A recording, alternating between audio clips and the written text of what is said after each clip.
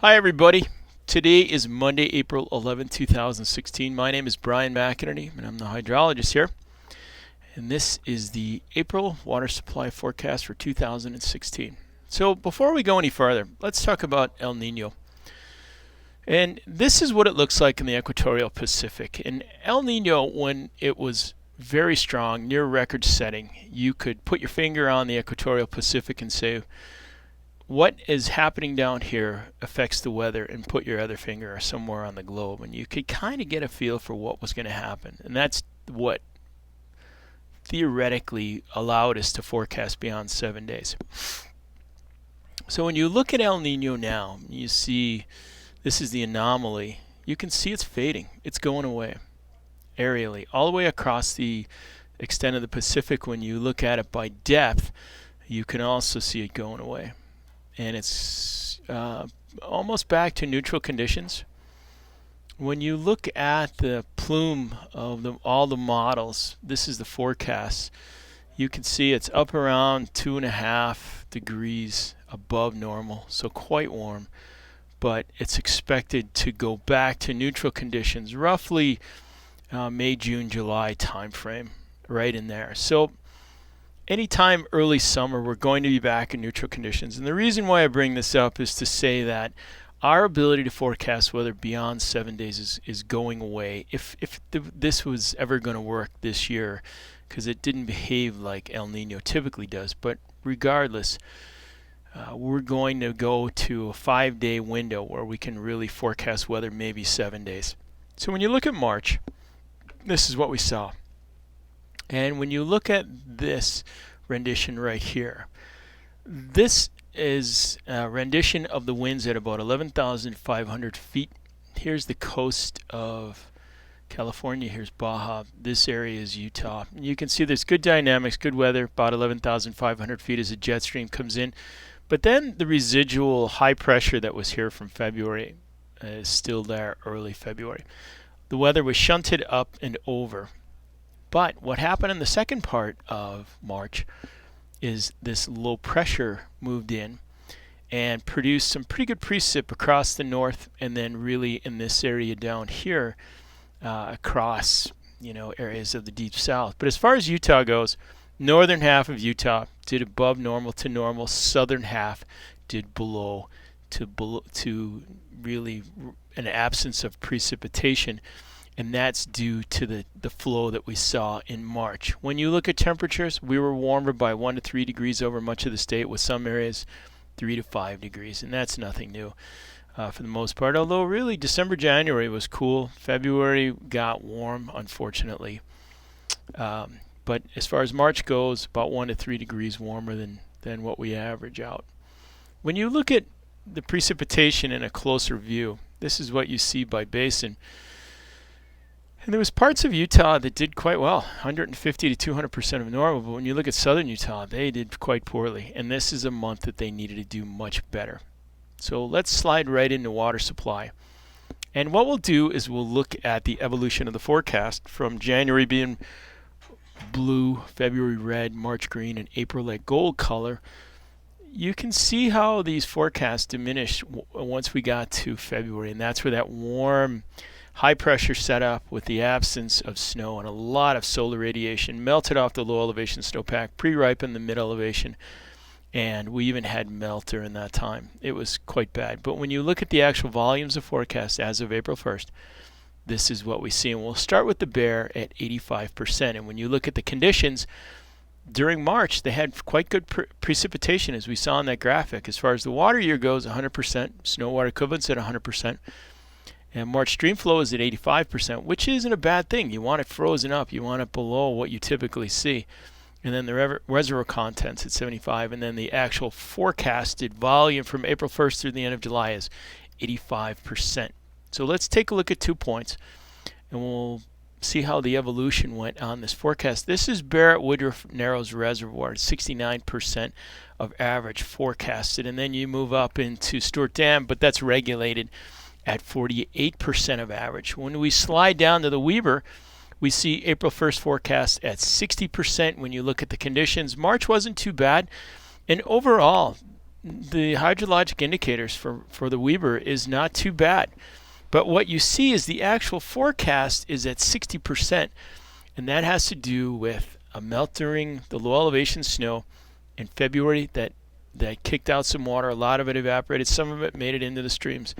We also have dry soils to contend with. So we had losses during March, and as a result of that warm, dry February, we also had that in February. So let's take a look at 2 points.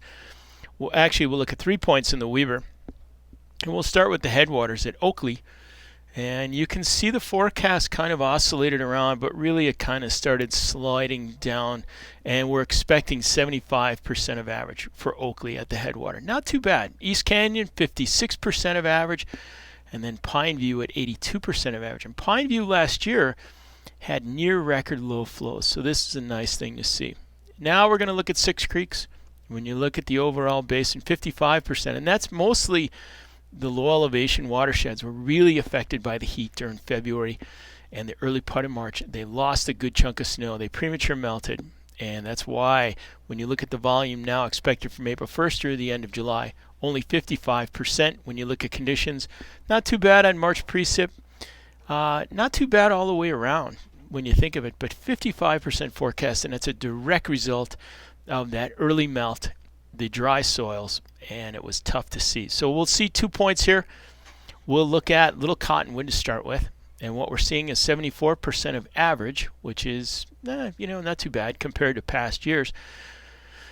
And then you look at City Creek at 64% of average. And I think these numbers are depressing just because we had such promise this year with El Nino. Now we're going to move into Utah Lake. That gold color for April is showing 60%. And when you look at overall hydrologic conditions, not too bad, but you see they're below average as far as reservoir contents. But snow water equivalent at 90%, you take that and you think we'd do much better than 60% forecast, but that's the key right there. So we'll look at 2 points here.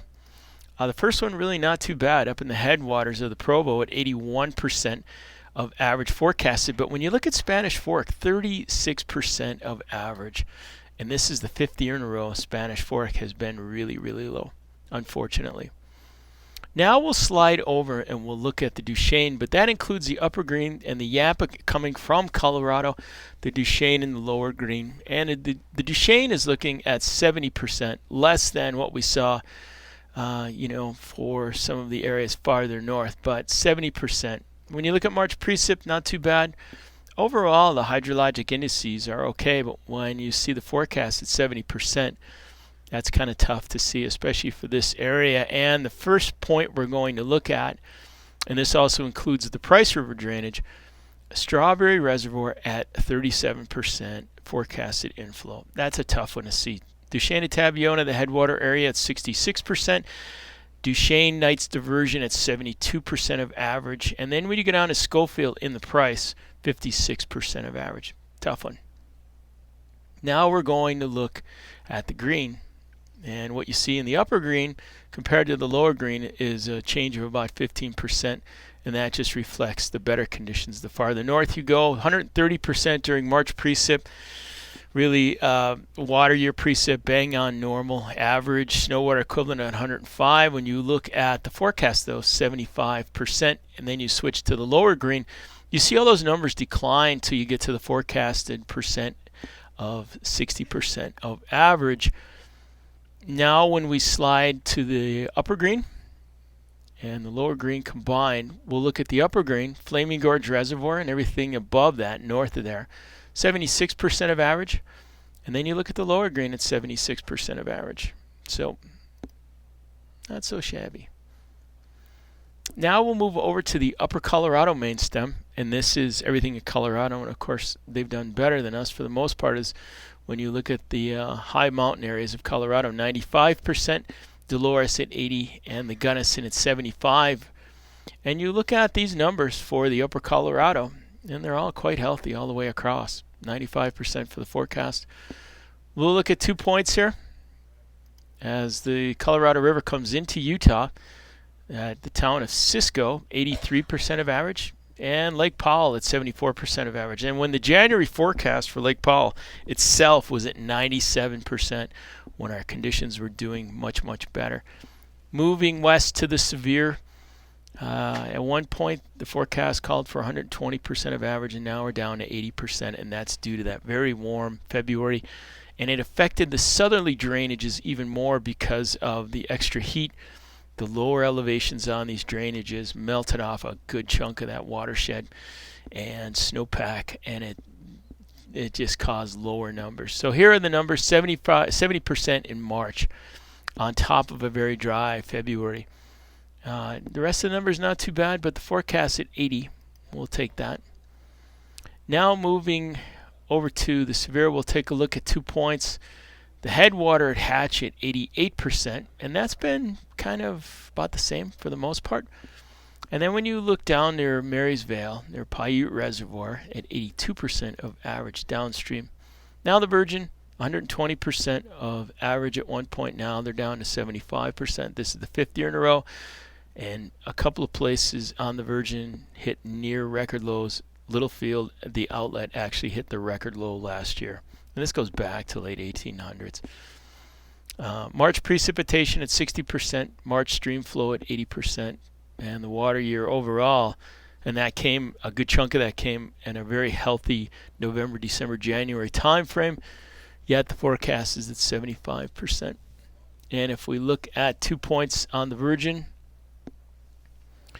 near Virgin, 84% of average, not too bad compared to last year. And Littlefield at 65% of average. They were so low last year. It was I take that back. I don't think they broke it at Littlefield, but I think we were very, very close to it until we hit that wet May. But 1934 was the record low. And when you look at peak flows, when you look at low volume, your chances of getting big peak flows are quite low, less than 10%. 10%. We're going to hit any flood stage on any stream and river in Utah, which is a great reflection of the hydrologic conditions themselves. When we move into drought, what we see is diminished drought, though. We has, as of March 2016, and you compare it to, April, and then when you compare it to the beginning of March, what you see are lower overall aerial amounts. So Idaho is a good example. When you look at Idaho, there was all sorts of drought categories that were wiped out. California's drought is still going strong, but the aerial extent of it is smaller.